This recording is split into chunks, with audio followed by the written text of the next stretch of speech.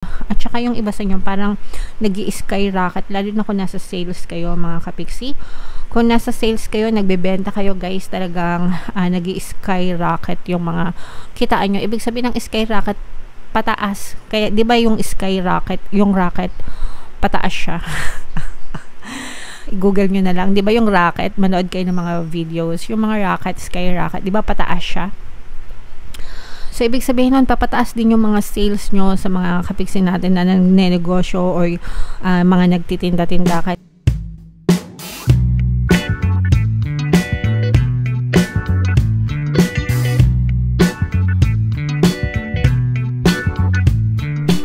Hello guys, hello Pisces, welcome back to Pinoy Pixie Tarot. Ang pamagat ng episode natin for tonight is monthly Taroscope para ngayong September para sa Pisces, Sun, Moon, Rising, Sun, and Venus. General reading lang guys. Sa dulo ng video magkakaroon tayo ng yes or no, pick a card reading. Ito yung deck na gagamitin natin.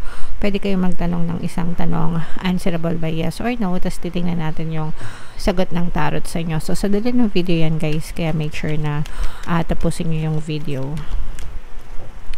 So, unahin natin tong deck na to guys. Tingnan natin yung mga mensahe sa inyo ng inyong mga gabay. Meron tayong communicate clearly. Meron tayong be assertive mga kapiksi. And another one is listen to your intuition. So, yan yung mga messages sa inyo ng inyong mga gabay mga kapiksi. Unang-una, communicate clearly, no? Sa lahat ng aspeto ng buhay natin, communication talaga yung susi, no? Para magkaroon tayo ng harmonious na relationship, no? Harmonious relationship with the universe, diba? We pray, so we communicate clearly through our prayers, through our affirmations, kung ano yung mga gusto nating mangyari sa buhay natin, yung mga kahilingan natin, diba? And then, sa relationship natin, sa mga mahal natin sa buhay, sa mga anak natin, kapamilya natin, magulang natin, katrabaho, kaibigan, lahat, no? Communication, even sa mga business, sa negosyo, sa mga partners natin, whatever mga kapiksi, kailangan talaga na magkaroon ng maayos na communication. So make sure na sabihin nyo, no, ng maliwanag kung ano yung mga nasa sa isip nyo, and dapat kayo din willing din kayo na makinig naman sa kanila dun sa side nila, kasi ano yan palagi, no, two-way dapat yan. So yung bahagi mo and then yung bahagi nila, okay? So panatilihin yung pagkakaroon ng maayos na komunikasyon para magkaroon din ng maayos na relasyon, okay? And ito naman, be assertive. Ito yung pagkakaroon ng kusa, no? Pagkakaroon ng kusang kumilos, no? Sometimes kasi antay lang tayo ng antay kay universe. Kailan ba didingdin yung mga dasal ko? Kailan ba mangyayaring ganito?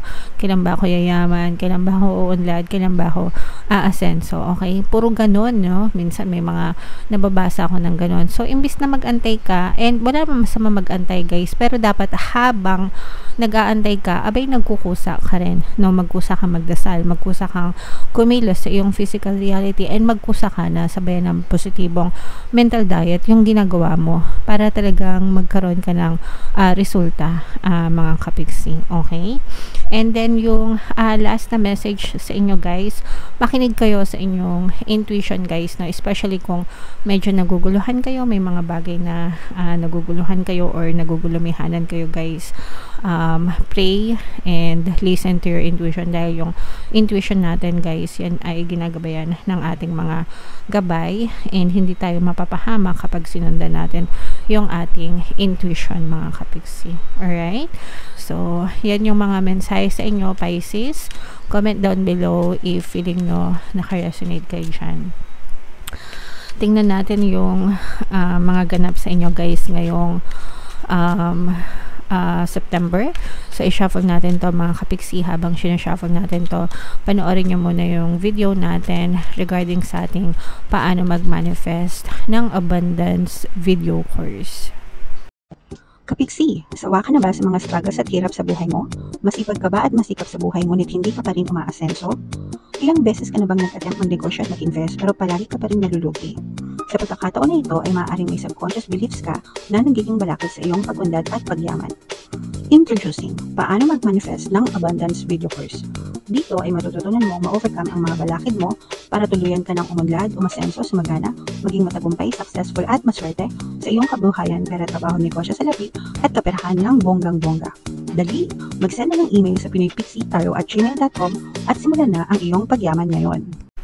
Alright, so sa lahat ng gusto mag-avail ng course guys, yung promo natin for August, magbibigay tayo ng free 3-in-1 pampaswerte subliminal, so pampaswerte sa buhay, sa pera at saka sa love life. Worth 1,500 yung freebie na yan guys, so i-avail nyo na, sobrang ganda. And meron din tayong bagong course mga kapiksi, para mawala ang third party at magkaroon ng harmonious na relationship, para mawala yung mga kabit ng mga jowa nyo guys. 30% discount naman yan until August 31 mga kapiksi, so i-avail nyo na, sobrang ganda. So, Pisces, guys, kayo ay represent ng King of Cups sa ating spread. Meron din ditong presence ng fire signs, mga kapiksi, Aries, Leo, Sagittarius. So, this is both negative and positive. Sa negative, mga kapiksi, no, parang merong, sa negative, mga kapiksi, parang medyo nadidisappoint kayo, nalulungkot kasi yung iba sa inyo parang binubuli. Comment down below if naka-resonate kayo. Hindi naman to magre-resonate sa lahat, pero dun sa iba, parang nalulungkot kayo, umiiyak kayo kasi yung iba sa inyo, especially yung mga nagtatrabaho, parang nabubuli kayo mga kapiksi dun sa workplace nyo. Ibig sabihin, pwedeng napagtitripan kayo, ganyan, nabubuli, nababraso, nabibiktima ng mga pang-aabuso, ng pwedeng toxic na culture o kaya toxic na boss, ganyan. Sometimes kasi, or most of the time, kapag nangangamuhan tayo, wala tayong choice. Pero, kapag kayo mga, ano na guys, mga under the belt na talagang gumagawa na sila ng hindi maganda sa inyo, magsumbong kayo sa mga HR, di ba? Pero minsan may mga ano din yan, hindi ko naman kayo sa tinatakot, no? May mga consequences din kasi sometimes nila-let go kayo, pinagre-resign kayo sa trabaho, ganyan-ganyan. Lalo na kung medyo malakas yung inyong mga kabangga. Alam nga na, politics, di ba? Pero kung matitiis nyo guys, tiisin nyo, especially kung wala naman kayong malilipatan na ibang trabaho. Pero kung hindi nyo na kaya, meron kayong choice na lumipat, maghanap ng ibang matatrabaho mga kapiksi, o kaya humingi kayo ng tulong sa iba na pwede kayong bigyan ng tulong mga kapiksi. Okay? Kung feeling nyo talagang unjust yung ginagawa sa inyo, kumbaga parang super abuso na kayo, di ba? Lahat tayo may mga karapatang pantao, so ipaglaban nyo yung mga karapatan nyo, mga kapiksi. Okay? Sa good side naman, yung iba sa inyo guys, no, there may be new contracts na dadating sa inyo. Ito mga bagong kontrata nito, parang hindi nyo to inaasahan, mga kapiksi. Pwedeng ano to guys, matagal nyo na tong parang ini-aim, ganyan, tapos nakalimutan nyo na, ganyan. Baka matagal na kayo nag-apply, tapos ngayon lang nagkaroon ng update ng balita. Kumbaga parang nakalimutan nyo na, ay nag-apply pala ako dito. Yung mga ganun. Tapos biglang dadating sa inyo yung sagot mga kapiksi, so parang hindi nyo inaasahan. And ito, pwede ito maging hudyat ng bagong simula sa inyo. Ito mga bagong job offers, projects, kontrata, sa kahit ano guys, pwedeng sa trabaho, pwedeng sa negosyo, pwedeng yung mga freelancers din natin mga kapiksi, no? Parang may mga offer din kayo na matatanggap from various clients, no? At saka yung iba sa inyo parang nag-i-skyrocket, lalo na kung nasa sales kayo mga kapiksi. Kung nasa sales kayo, nagbebenta kayo guys, talagang nag-i-skyrocket yung mga kitaan nyo. Ibig sabihin ng skyrocket, pataas. Kaya, di ba yung skyrocket, yung rocket, pataas siya. Google nyo na lang. Di ba yung rocket, manood kayo ng mga videos, yung mga rocket, skyrocket, di ba pataas siya? So, ibig sabihin nun, papataas din yung mga sales nyo sa mga kapiksi natin na nagnenegosyo or mga nagtitinda-tinda kahit hindi negosyo. Mga, let's say, for example, baka sales agent ka, ahente ng kahit ano, ahente ng lupa, ahente ng sasakyan, ahente ng insurance, ng punerarya, whatever, kahit anong inaahenta nyo, mga kapiksi, parang dumadami yung sales nyo guys, and talagang nag-i-skyrocket. So this will bring in more money. This is money energy guys, no? Parang mga unexpected money, unexpected sales na hindi nyo inaasahan na bigla siyang magbo-boost, magbo-boom, ganyan. So malaki yung kasing-kasing nyo mga kapiksi. So ito guys, i-mind nyo na yan. Mind, skyrocket ng sales, skyrocket ng kita, skyrocket ng pera, no? Skyrocket, mga kapiksi. So i-mind nyo yan. Grabe, sobrang ganda, guys. Yung iba sa inyo guys, meron kayong eto guys, no, merong parang etong sinasabi ko nga sa inyo na pwede kayong magkaroon ng movement sa trabaho, especially kung nakakaramdam talaga kayo ng pambubuli sa inyong workplace, mga kapiksi. Parang binibigyan kayo ng chance ni universe na mag-isip-isip na lumipat ng trabaho. Pero syempre guys, kayo pa rin yung may huling say dyan kung gusto nyo talagang lumipat ng trabaho, mga kapiksi.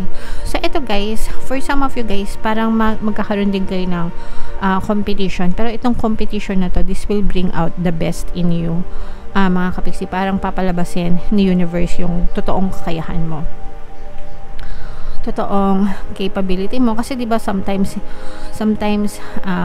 hindi naman natin nalalaman yung full capacity natin hanggang hindi tayo maharap ng competition. So example niyan si Kaloy, si Carlos Yulo, 'di ba?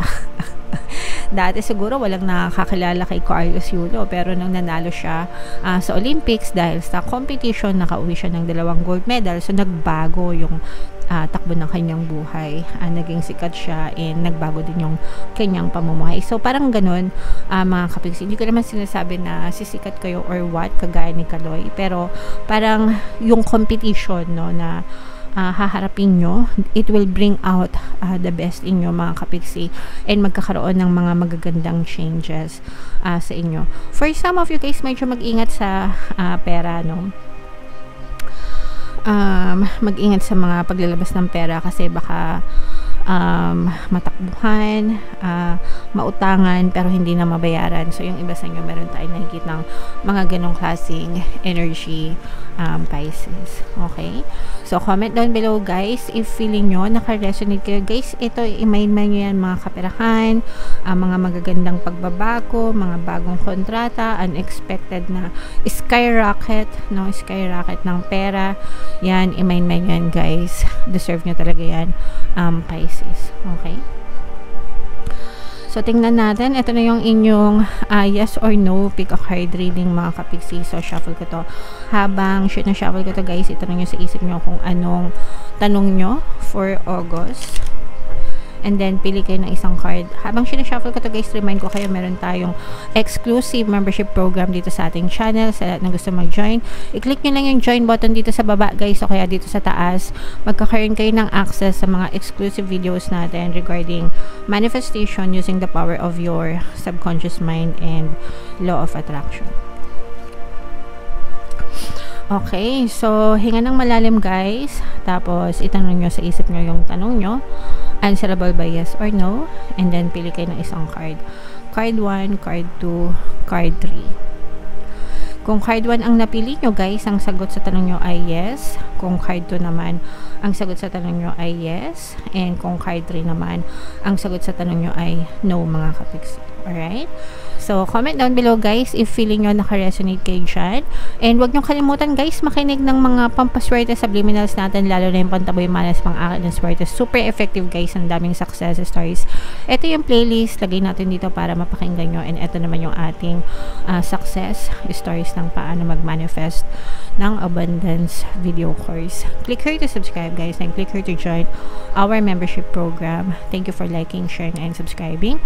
And see you again next time. I love you all guys. Have a nice day. Bye-bye.